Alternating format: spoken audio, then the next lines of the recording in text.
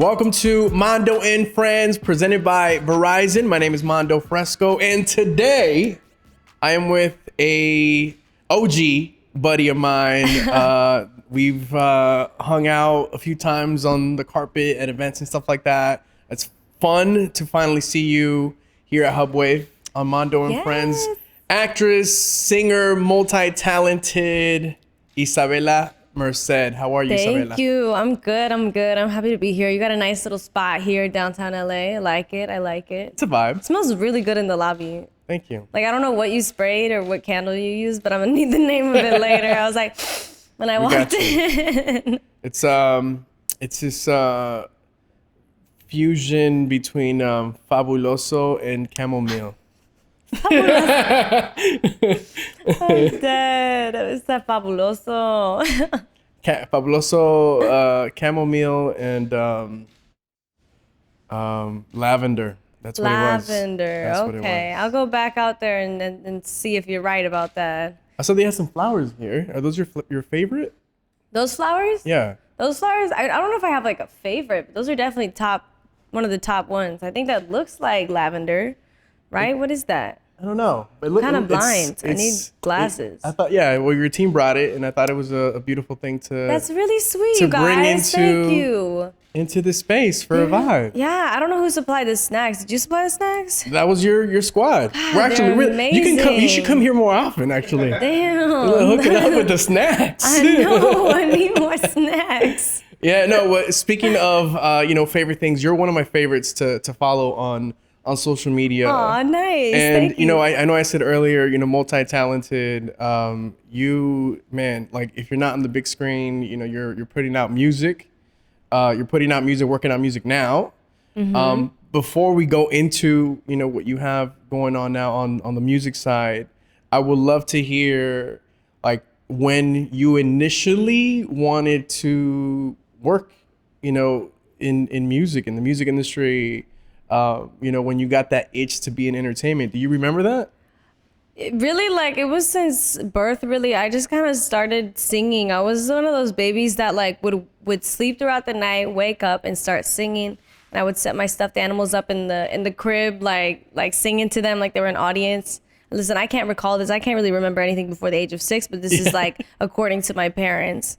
And I remember just singing is really fun for me, and it's really easy, and like sometimes I'll do it subconsciously. So it was something that felt really natural, and singing and acting kind of came hand in hand because people keep asking me like, if you could choose one or the other, what would you do? And I'm like, both, right? Like I started in musical theater, so I want to do both and do it all.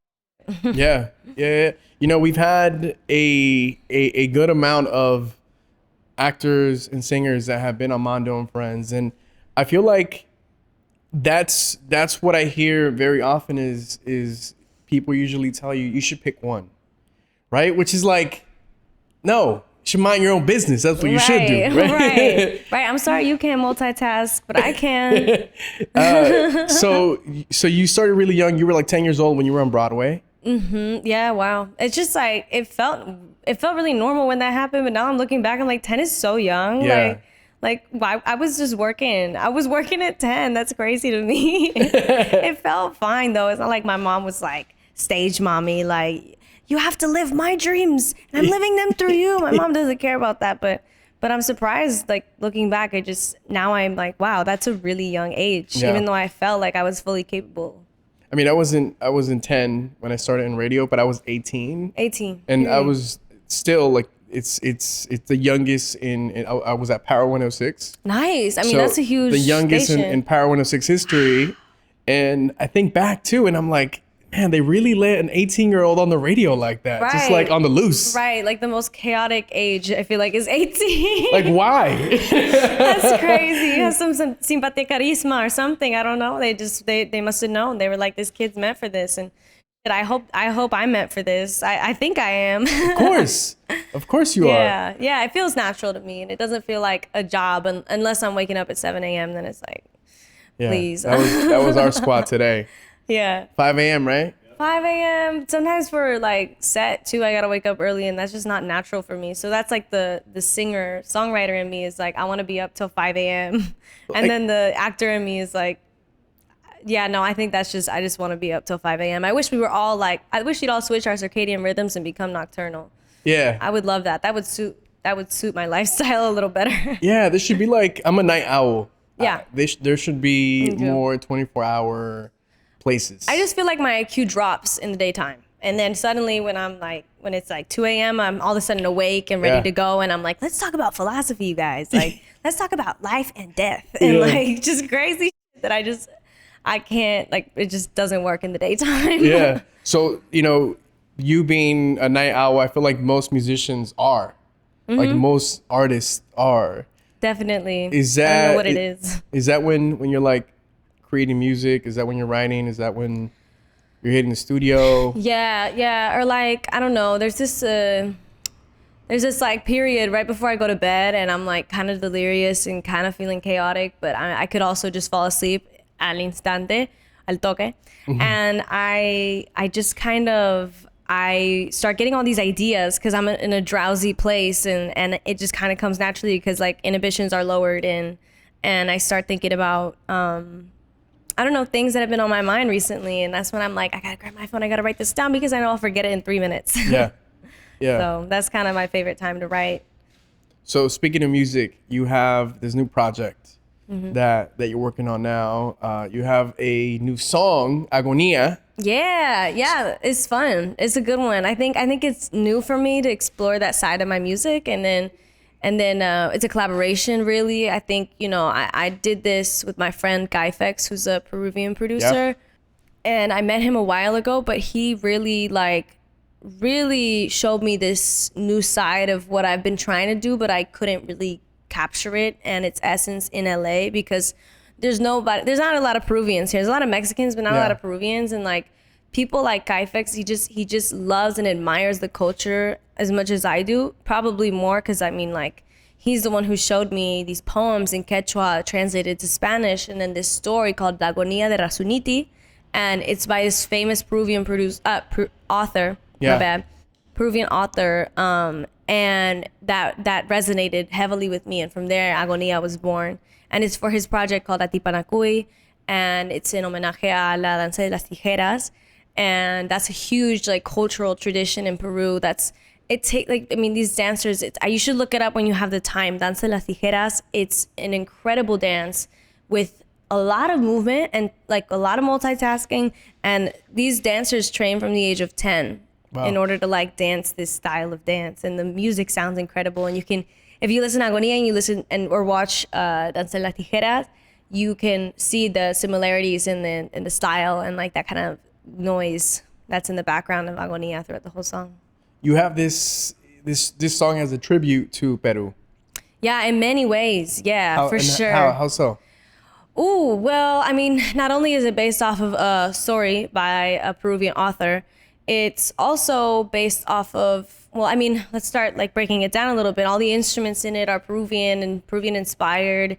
The violin is in there too. And if you listen to a lot of classic kind of like Peruvian music, they incorporate the violin a lot, as well as the melodies. I was inspired by this Peruvian singer who was like the first to really break through in the United States and really sell like a lot of records globally. And her name was Ima Sumac. And if you listen to her, she's known for her vocal range and her ability to sing super duper high and super duper low. And she did this version of El Condor Pasa where she imitated the flutes, the Peruvian flutes.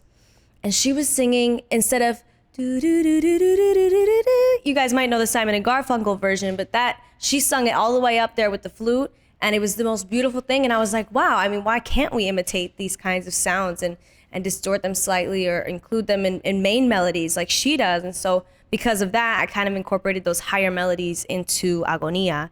And then with the letters, I mean, la letra, but it's actually in English, it's the lyrics. Sí, la letra, the lyrics. It's like when you direct translate sometimes. It's not the same, but yeah. I'm like, wait. I get you.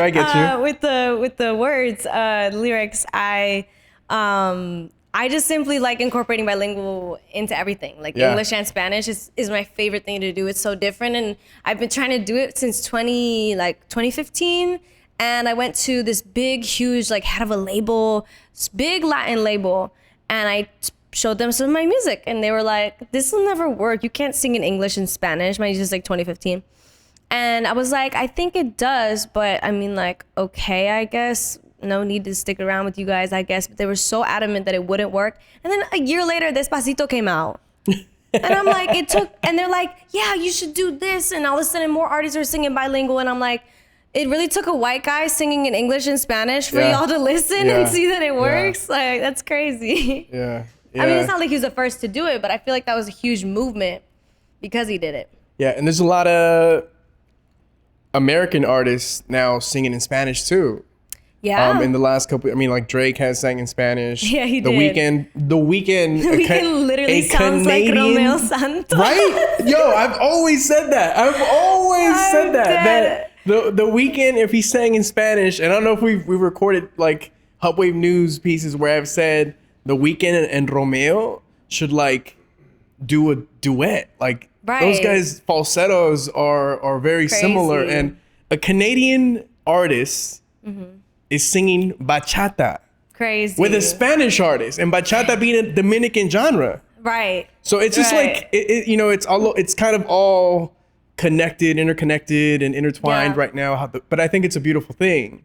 I think so too. And another fun thing to add to that, I heard like some unreleased songs that Maluma did in English, and like for some reason his accent didn't exist in that version. I was like, is he lying? Like, I don't know, but I'm like, this man probably speaks English, because the way he was enunciating every word, I believe that he spoke English. But not only did I believe that, I thought it was Drake. Wow. I thought it was Drake. So like, I feel like Maluma also sounds like Drake, but like when he sings in English. Crazy. That is. I hope they release some of that, because it was really good. I really enjoyed it. Was it a collab, or was it just like Maluma in English? It was a collaboration between him. Oh, you mean a collab? No, it was just Maluma in English. It was Maluma in English with some producers who work with, I guess, like Bruno Mars and. Oh, nice. And we were just hanging out writing, and they started playing it, and I was like, what? And this was a while ago too, so I don't know if they're gonna release it, but it was fire. Was he rapping? No, he was just saying, I'm dead. Was he rapping? Is that why he sounds like Drake? No, I'm dead. Because, I mean, yeah, his English was really good in that. So, who knows? Do you have a wish list of collaborations? A wish list? I certainly do. What's like top three that you would like to work with? I would love to collaborate with Rosalia, because, I mean, she's just phenomenal. And then, I mean, like, I have so many artists I have to go on my phone to see, because I admire so many people. I really thoroughly do enjoy, like, R&B, though. Yeah. And there's a newer R&B artist. Her name is Alaina Castillo. Yes. And she's, like, really good, and she's doing what I love, right? It's like that fusion between R&B and Latin music, and I'd like to explore that more, and I hopefully have a new single on the way that was already kind of leaning in that direction. And it's a love song, and I'm hoping to release it soon. But I'd also like to collaborate with H.L. He's a Peruvian rapper, in case for those of you who didn't know. But he's super dope, and I like what he's doing. There are many things that I was, because I'm saying this as a disclaimer, because I was initially going to say, you know what I love about you. There are many things that I love about you. Thank you. One thing is that your team brings snacks. Right, that's so good. You guys are so good. You hear that? The second thing is that you do your homework when it comes to music. You're not just like someone that is hopping on this like music train, is hopping on the bandwagon, like, oh, I love this genre, or I'm gonna, just do reggaeton, or I'm gonna do, whatever's hot at the moment. Like you do your homework, and you can sing. And I told you this before the cameras were even on. I remember, I think this was like during quarantine. You sang a song called Perfidia. Yeah. Killed that. Thank you. You killed that. Like, thank you. I remember I favored it. Like, I was like, wow. Yo, Isa can sing. Thank you. Yeah. Was that you? You were playing the piano too? I was playing the piano. Yeah, I love playing the piano. I love playing the uke. I guess I'm kind of being shy about my music. I'm in a place where the thing is, I have so many styles of music that I've written in. I have boleros. I have like R&B. I have even more trap leaning music, and it's like a bunch of stuff, because I simply get bored and I like to try new things. Yeah. And I guess I'm like, in some way I'm hesitant because I feel like, yes, you have to kind of have a direction as an artist, especially when you're starting off. But then also I'm like, it is kind of crazy and different, but maybe that's who I am, right? It's like, maybe I just can't decide exactly what I want. I just want to try different things and because I enjoy it. And I've just had wonderful experiences making these, and I hope one day I can release it. Like, the urge to play it right now is overwhelming. Yeah. Can you do a little bit of Perfidia for us? Do you remember the lyrics? Yeah, of course. Yo, because Fred, let me tell you, she kills it. And if you haven't seen, I mean, just, he's gonna sing a little bit right now, but if you haven't watched Isabela sing, go check out her IG, go through some of the videos. Like, this girl can sing, like, for real. And that's why, I wanted to have you on, because you're a real talent. Like, it's not, just like a gimmick.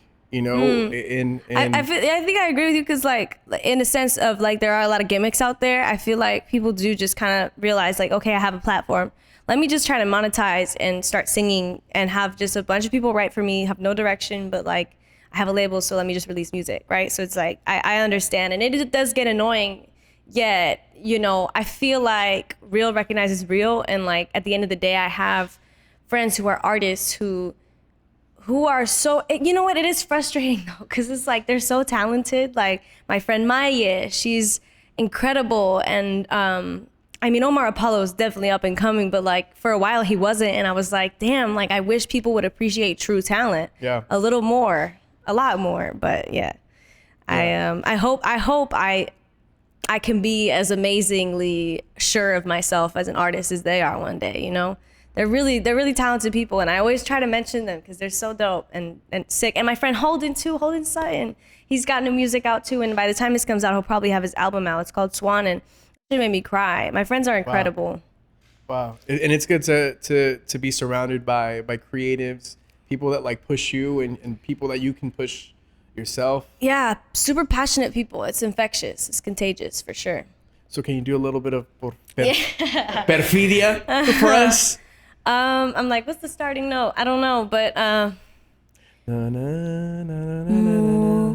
Mujer, si puedes tú con Dios hablar, pregúntale si yo alguna vez te he dejado de adorar. Y al mar, espejo de mi corazón, las veces que me has visto llorar, la perfidia de tu amor, amor. Are you kidding me, bro? Yo, Isabel, I'm not even going to lie to you. When I heard you sing that on your IG, I had chills too. Oh, thank you. That's crazy. Like, it's something about the tone that you hit, like that like makes people feel Interesting. and that's a gift. Thank you. For real. So I want you to, leaving today, I want you to just, I know you said, you want to be as comfortable and confident, as other artists. Like, you have it. You have it. I've been in the industry. I started, when I was 18 years old, 15 plus years. And I've seen artists come and go and come and stay, and definitely you're here to stay. Awesome. I hope so. I really do love what I'm doing. And honestly, I'm trying to just keep doing what I love, because the more I live, the more I realize, like, we all die, right? Yep. So it's like, you never know when your time is coming. You have no control. So you might as well just do whatever the hell you want, whenever the hell you want. Yeah. Sorry. It's okay. Just hit him in the head. Sorry. We have a fluffy helmet for him, just in case that happened. I wanna talk about how you're also inspiring a lot of Latinos, Latinx culture, seeing that, because representation is really important, and you being a prime example of that. And what I love too is how you embrace the American side, your Latina side. We had Becky G on the show. Awesome. Yeah, I And- did her show briefly recently. Oh, you did? Oh, Yeah. she's awesome. I Yeah. love Becky. We made ceviche, or she made, what did she make? She made like her Mexican ceviche, and I made the Peruvian ceviche, and we like switched and like tried each other's, and it was really fun. All right. Now, I'm a foodie, right? Right. We're going to take a quick little detour here. I love Mexican ceviche. My family's from Mexico. I think Yep. it's the best. Period. But the bestest The bestest. is Peruvian ceviche. There's something about that leche de tigre and like the way they combine like the sweet potato with the corn, like that kind of The corn. hominy. Right. Like the traditional, like from the earth corn. That's huge, by the way, mind you. Like for those of you who don't know, look up Peruvian corn. It's massive. And then like the combination of flavors. And then if you ever just like go to Peru and order a leche de tigre, like it's like a huge copa del juguito y no sé, a variety of fish, but it's Like so mixto? good. Yeah. It's so good. Oh, it's so good. Like, so I love Mexican ceviche and I love sushi, like sashimi, like real good stuff. I feel like a good Peruvian ceviche like tops both of them. And they say it's a cure for resaca. Like they say it's a cure for like hangovers, altitude sickness, everything. Like it's immediately it'll cure you. Yeah. I don't know what it is, but it works. Amazing. So you did that with Becky. You guys cooked ceviche. Yeah, we did. That was Or really made ceviche. 'Cause Yeah, we made ceviche. They already kind of like supplied the ingredients for us, and we just kind of like our little job was to show how we put it together. And yeah, it was good. You gotta eat ceviche with like a spoon though, because you want to get that all the leche de tigre possible in the spoon. Oh man. But if you're looking for like a spot to get it here, I have a few recommendations Oh, too in I'm LA. gonna need that. I've discovered a few. I mean, like honestly, the best is my uncle's, but like I don't know if he's having people over anytime soon. Have your uncle come through. Do you have his number right now? Oh my God, I do. Call- Dio Yo, we got Carlos. a full kitchen. You know, what is it? What do you need? We got He'll make like a huge thing too, because like we eat. So yeah, it's awesome when he's able to do that. Oh no, that's so my favorite restaurant like of like anywhere in the world is in Miami. It's Osaka? It's called Ceviche 105. Ceviche 105. Yeah, It's I'm so familiar. good. Have you been to Doctor Limon? I have not. Go to Doctor Limon. I know the dueña, uno de los dueños del restaurante, and it's so good. Like Oh, they have man. everything, like causa de todo, like atún, whatever you want. Like they have this delicious ceviche frito, like ceviche frito balls, and it's literally just fried ceviche. I've never had ceviche frito. So good. And their jugo de maracuyá frozen is super good too. You just gotta order everything there. It's so good. That'll be an experience that you're gonna feel like, oof, that was an experience, right? Man, Yeah. man, you I love food. I love food, man. I Go to Osaka. You been to Osaka? I've not been to Osaka. Go to Osaka. It's the perfect Japanese Peruvian fusion. Like if we're talking Nobu, which everybody loves, they're like course. eating Nobu like every day, talking about it's so good and whatever. But Osaka's like super good. Anything you order there is amazing. When my friend Anthony Ramos was filming in Peru, he Yep. was like, "You got any spots to recommend?" I was like, "Osaka." That's my favorite spot. So is Osaka a chain? Do they have different yeah, so restaurants? I think they have a few locations, but the ones that I know of is Miami and Peru. The ones Okay. that are near us. All right, man, I gotta make that happen. Oh man, let's go to Miami, guys. Let's go to Miami. Oh man. All right. So anyway, the reason why we brought up ceviche and cooking and Becky, is that she's been on the show and she's talked about. We had this like food detour for a second. No. I'm just saying here in the right in now in the this conversation. conversation, I was Yes, like, with Becky, we okay. had this food detour. No, with Becky, you know, she was on the show and she was saying that she's 200%. She's 100% Latina and 100% American. Period. I love that. And she, so usually it's like, oh, you're 50-50. She's like, no, I'm 100% American. I'm 100% Latina. You know, that's what she says. Hence the 200%. So I feel like that's how very similar vibe that I get from you too is. And I remember when we first connected on the carpet, like you just gave me like just cool ass vibes. And I was like, oh, she's cool. Cause like, you know, you have a lot of people that walk in and it's just a different vibe. We did the it was a Latin American Music Awards. yeah. And you know, we get a lot of Latin artists and you gave me very like LA like Latino vibe, and that's that we like spoke the same language. I felt, I was, because for the most part I was doing my interviews and we're talking to some peeps and it was in Spanish and it's very very Spanish broadcasting style. It feels a little different, yeah. And then like you came on and you're just like, "What's up, man?" Blah, blah, blah. I was like, "Oh, she's dope. I like her. She's super chill." I was sober too. I was just like trying to make the most out of it. I was trying to make the most out of it. I really was. And like, you could tell initially you walk up to somebody and it's like, okay, will they reciprocate this energy or not? And then you notice right away, you're like, okay, cool. And like, you definitely reciprocated the same energy. So it was like, it was nice. It was refreshing. Definitely one of my favorite interviews of that day for sure. Checks in the mail. Definitely. Yeah. I'll send you an Osaka sashimi platter. I'm dead. Make sure it's like like right away. Overnight, right? Overnight iced. Iced for sure. Dry ice. Make sure it arrives cool because it's fish, It's so good, dude. Osaka. I'm hungry. So, Becky, have you guys talked about like making music together yet? Oh my God, yeah. We've talked about it. I guess I just like haven't really thought about doing collaborations and I haven't really done any yet. I mean, other than maybe just for fun with my friends. Mm-hmm. So when it comes to the time where I feel like I have a song in mind that I feel like she'd really enjoy, I would have no hesitation to present it to her because she's just always down. Like, she's always down. Yeah. And really sweet. Like, she loves my family and like she's super sweet to my mom and like, I don't know. She's just one of those people that it's easy to pretend you care, but like it's another thing to actually act like you care. Yeah.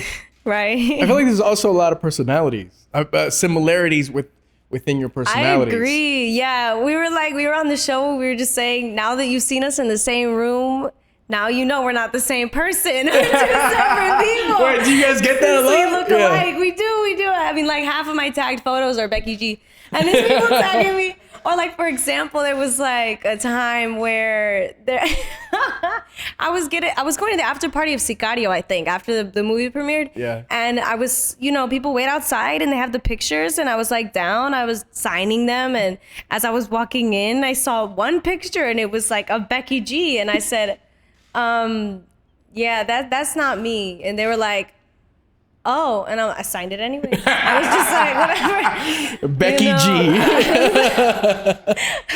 G. In terrible handwriting. Yeah, I told her that one too. She was dead. Yeah, so we definitely get that a lot. And then the similar personalities things too, because I think we're both like really short, so we compensate and have like huge personalities, right? Yeah. No, super cool vibes for sure. Thanks. Both of you. What do you feel is next in your music career? What do you think is that next step for you? Well, I'm just trying to release more music. I have songs that I've written, like songs as emotional and as heartfelt as Perfidia, with lyrics with depth. But I also have like really fun bangers that like I wrote really fast that have no really like deep just meaning. Kind of no like deep meaning, but it's just a good time. Good energy. I just want to release and just enjoy, the fact that my fans will find me, right? They'll find me through hopefully my music, and I've already kind of met people who only heard my song and never really seen a movie of mine. So it's like, wow. That's cool.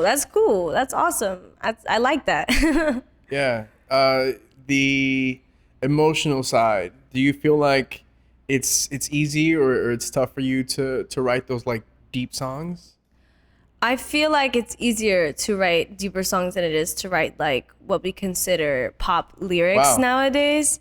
It's almost like I'm inclined to like write in a poetic tone. However, any songwriter will tell you the key to writing a quote unquote smash is like not thinking about the lyrics too much and kind of just throwing out whatever it is that you think of at the top of your head. And I'm like, I can't do that. I overthink everything. Like, are you telling me I don't have to think about it? Like a song that I'm writing and put my name on it? Like, that's crazy. So, I do have my homies that I like to write with.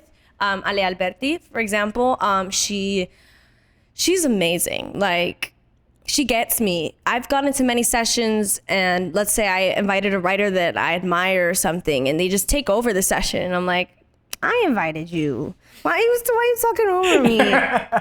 And so, but with writers like Ale, writers like Maye, my friend, like they both will just step aside and kind of be like, if I need help, they'll help me out. If I get frustrated, they'll be like, this word rhymes with fun.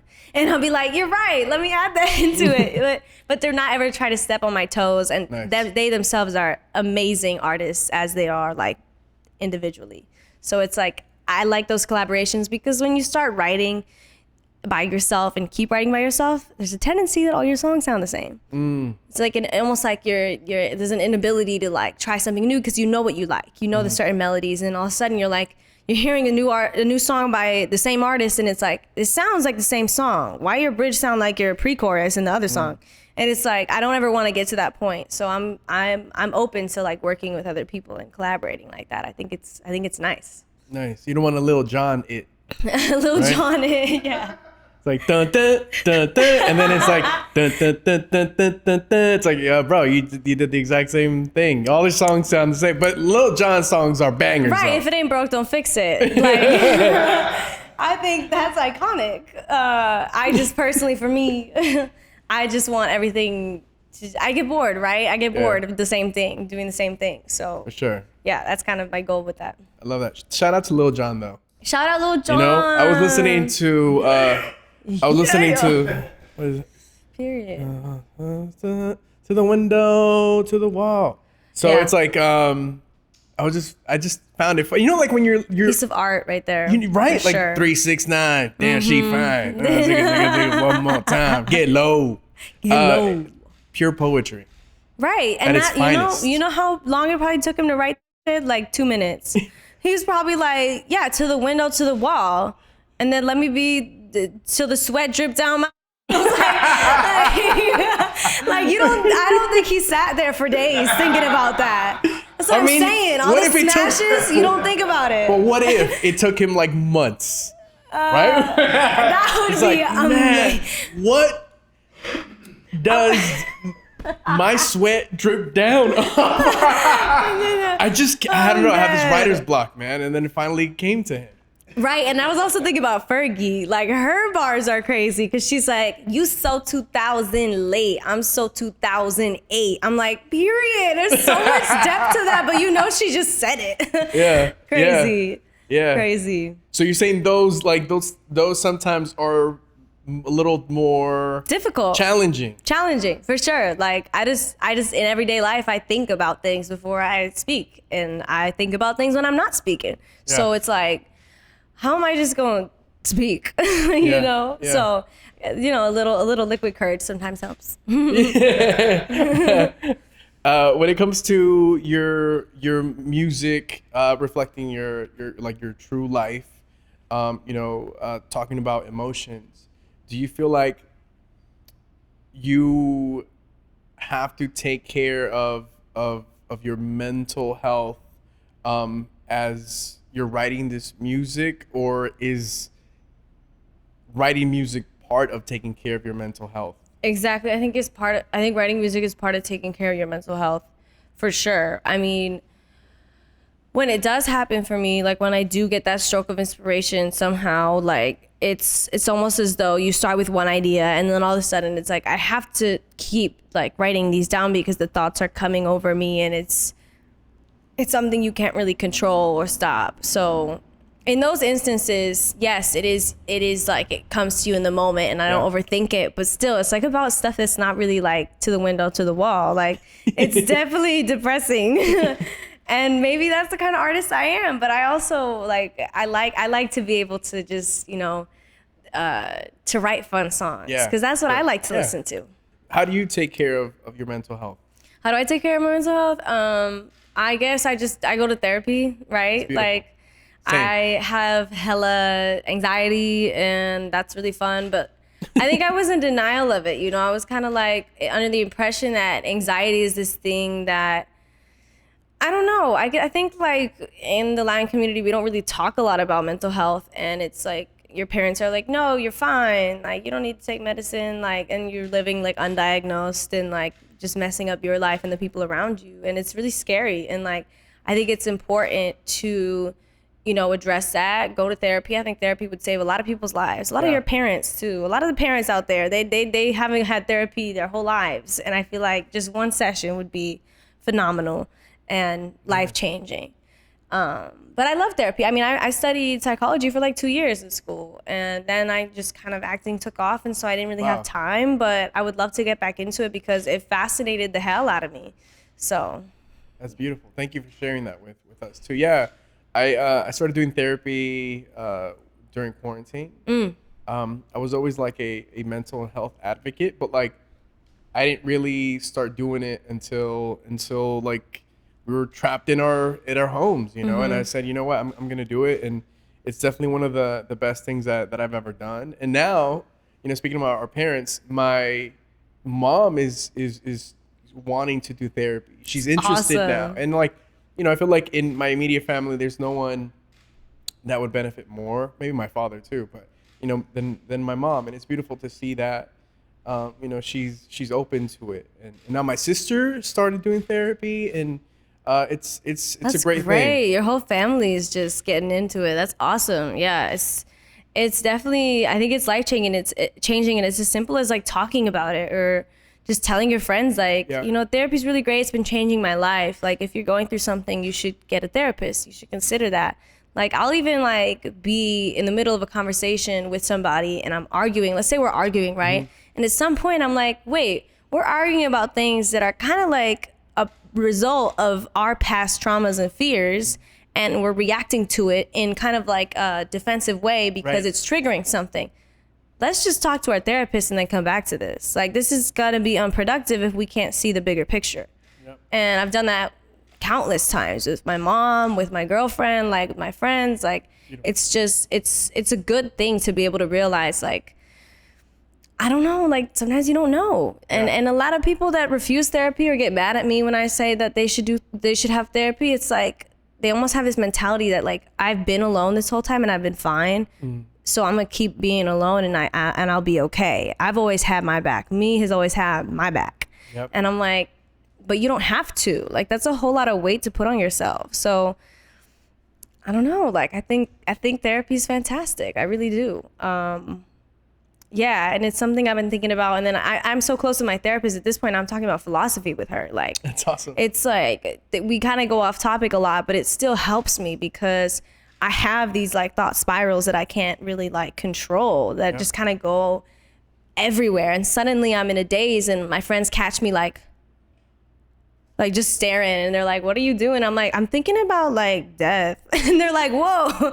I'm like, dead ass though. Like it's crazy. And I think it's important to have those conversations more than anything. Does it come out of nowhere? Like, do these feelings come out of nowhere for you? Because the reason why I ask that is I get anxiety and sometimes, like depression too. And it hits me almost out of nowhere sometimes. Like I've compared it to like the way Spider-Man has his Spidey sense where it's just like, whoa, what the hell is that?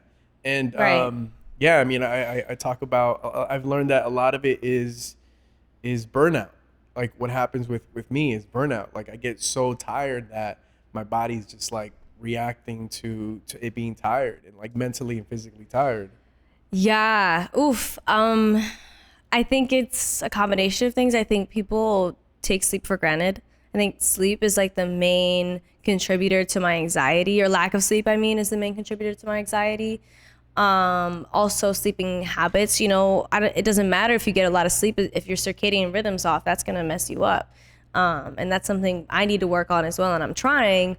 But at times, many nights I would just stay awake. I would put my phone away and I just kind of sit there for hours and just think about things. And at a certain point, when my mind was like, when my body was like, yo, are you asleep? It would start twitching to check on like it was like my brain was checking with my body. Are you still sleeping? So my body would start twitching. And then all of a sudden I was like having these really uncontrollable like twitches. And then it continued. Like I couldn't sleep for much longer because all of a sudden I was like, I need to like take a shower or something because I can't, like, I don't feel comfortable in my own skin. And it was like things just kind of escalated, and to a certain point where I just, I finally was diagnosed with anxiety, and I had already had the panic attacks. I just still thought, I was like, this is normal. You just have a lot of pressure on you and like whatever. And then, you know, that out of nowhere thing, I don't think that's true. I think it really is like a series of events and maybe things that have bothered us, but we don't acknowledge them and we don't take the time to sit with them and be like, why did this bother me? Okay, this maybe didn't bother me, but what happened before that bothered me that allowed this thing to bother me more than it would have. Yep. So it's like, it's taking the time to go over your thought processes that you had earlier in the day. And that's when you'll realize what's bothering you. And that's why therapy is so helpful, because they walk you through that. Right. And all of a sudden you're able to have this open conversation and communication with the people who supposedly maybe saw that bad side of you because you were triggered or whatever. Right. I often think about, you know, when I'm in a very tough space, I think about if I was always if those feelings were always in me, or if they arrived in the last few years, like come like quarantine pandemic time. But the reality is they've always been there. I'm just aware, right? Like there were certain ways, certain things that anxiety, which I wasn't aware that it was there, it would come out in different ways, right? Like maybe I would raise my voice, you know, maybe I would go about things differently, you know? But now I feel like I'm allowing myself to feel. I'm allowing myself to just be more open to what my mind and my body are telling me. And it is tough. It's tough to like do the work, but it's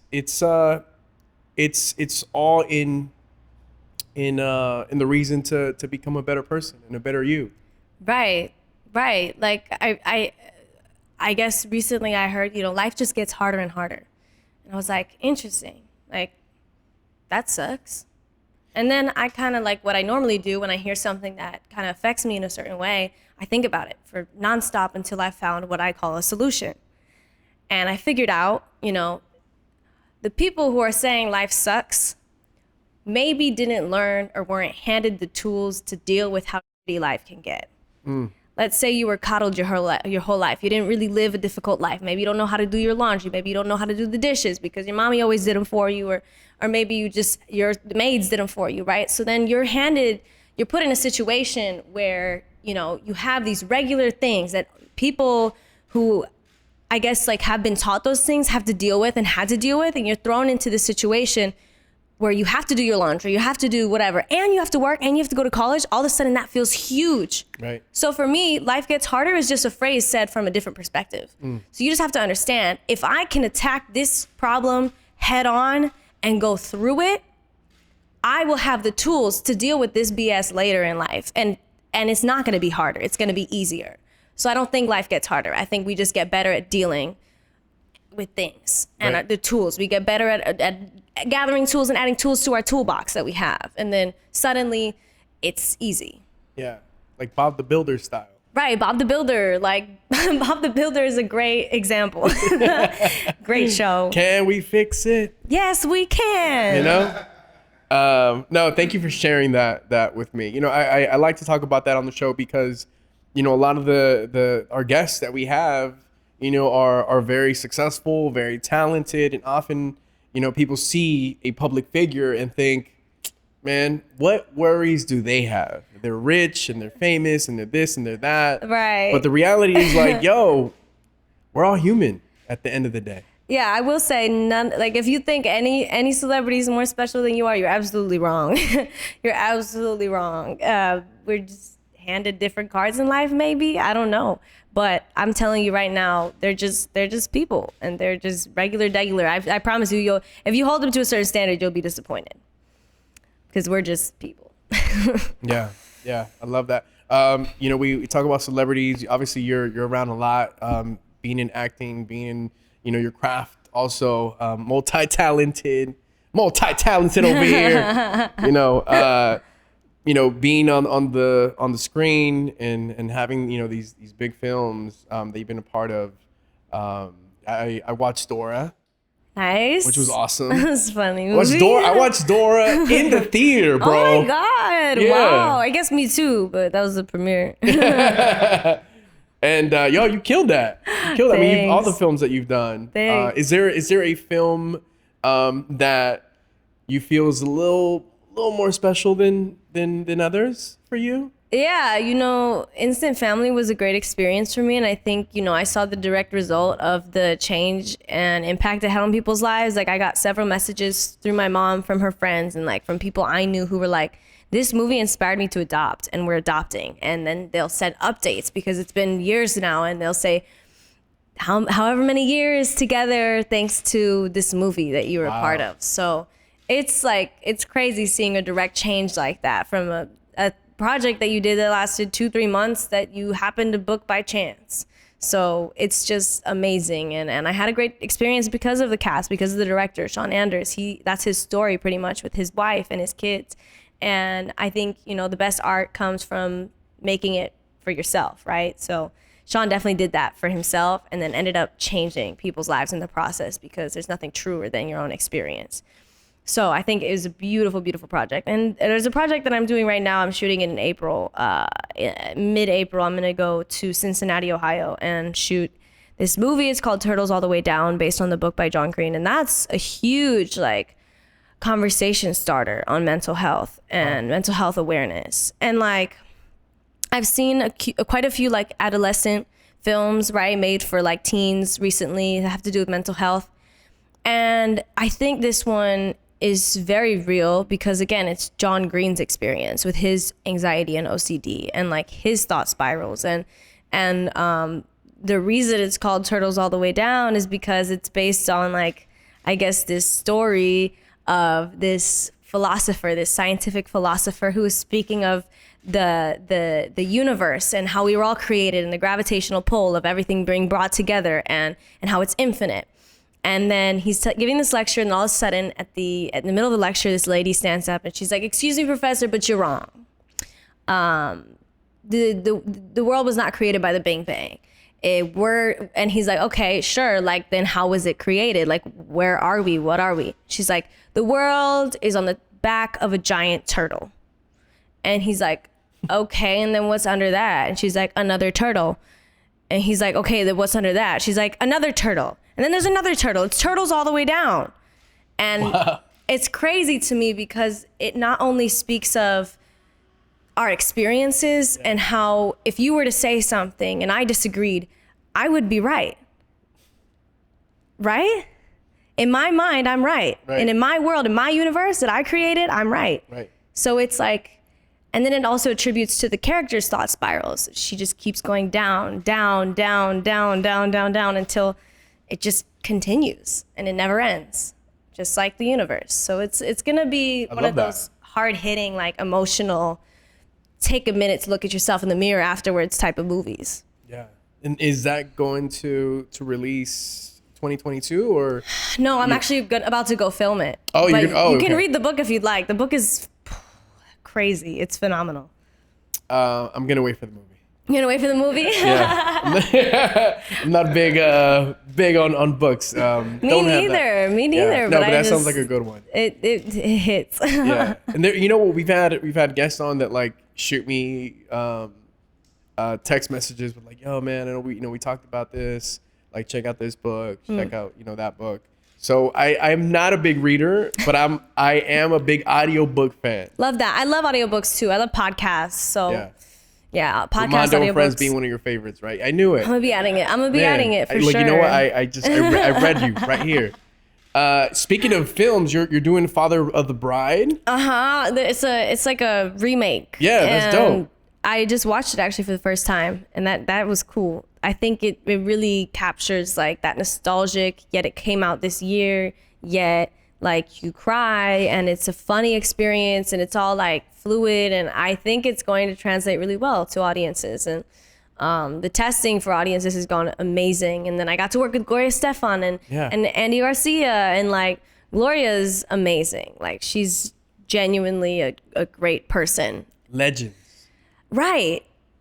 But it's like when you meet her, it's like she's so down to earth and so cool and so silly and inappropriate, quite vulgar. Vulgar. You know what? I wouldn't think that about Gloria Estefan being she's like as vulgar as they come. inappropriate or vulgar. Right. But she's like a down ass girl. Like she's definitely, she keeps it real. And then you see her, because I now am friends with her daughter, Emily.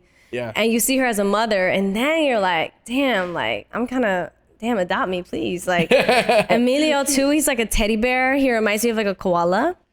He's a sweetheart. Yeah. It's like the roles are reversed. Yeah. Like, it's awesome. I love it. That is amazing. Mm-hmm. Yeah. I'd love to. We're in talks to have Gloria on the show. She seems super, super cool. And like I said, music icon.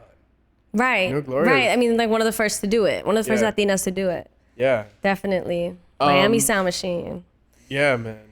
You were born in Ohio. Mm-hmm. Came to LA at what age? Like 2019? Yeah. Oh, so recent. Yeah, recently. Man. I lived in Cleveland for a while, so it's like I just kind of only went and left Ohio when I had to like film something, and nothing really films in LA anymore. So whenever I was in town, and like for the llamas, I think, when was that? I think it was 2019. 2019. I had just moved here, I believe. Oh, yeah. Wow. Yeah. But it's cool. No, I love that. So we have these rapid fire with Isabela Merced. That's you. Okay, period. Yes, that's me. That's me, right? Okay. Are you ready to rock? I'm ready. Favorite Spanish word? Melocotón. What is it? Melocotón. Melocoton? Melocoton. Yeah, it means peach. I had no idea. Yeah, it's a fun word. Say it really fast. Melocoton, melocoton, melocoton. And then especially since you're saying it like that, I'm like, melocoton. It reminds me of melaluca. You know what that is? No, I don't. Is that a candy? Melaluca is like a neosporin. ¿Qué cosa? Sí. You know what Neosporin is? Yeah, I know what Neosporin is. Yeah, it's I think it's a Mexican brand. So okay. That's what it reminded me of. Okay. Melocotón. Yes. Salsa or merengue? Salsa. I know how to dance salsa more than merengue. Favorite piece of technology that you use? Probably my phone. Yeah. Favorite Latino food dish? I think we already talked about this. Unless it's not. Latino food dish? Dude, it's just like you can't have ceviche every day, because then maybe you can actually. I have done that. It's healthy too. I have done that. Okay, ceviche. What kind? Ceviche pescado. Pescado. Yeah. Peruano, of course. Peruano, right? Yeah. El estilo peruano. Best song to play at a party? Best song to play at a party? Ooh, okay. I'm really feeling Baby Powder by Genevieve. Okay. Lately, listen to it. It's a banger. Baby Powder by Genevieve. Mm-hmm. I gotta check that out. It's really groovy, really funky. Greatest rapper of all time? Greatest rapper of all time? All time, Isa. Pitbull. Wow. Wait, Pitbull's awesome. Mr. 305. Mr. 305, Mr. Worldwide now. His music just speaks to me. I love it. Pitt is underrated. He was killing it for many years. Like, he started a lot. Like Timber, I'm yelling Timber. Shouts to Pitt, man. Pitt's the guy. Greatest singer of all time? Greatest singer of all time? Jasmine Sullivan. Jasmine Sullivan. Like, crazy. Like, I feel like her and Whitney Houston were the ones who kind of taught me how to sing, because I would just sit in my room at like 6 years old trying to imitate every single fluctuation in their voices and like tone and riff. And so, yeah. Speaking of tone, you know that tone that you use on Perfidia?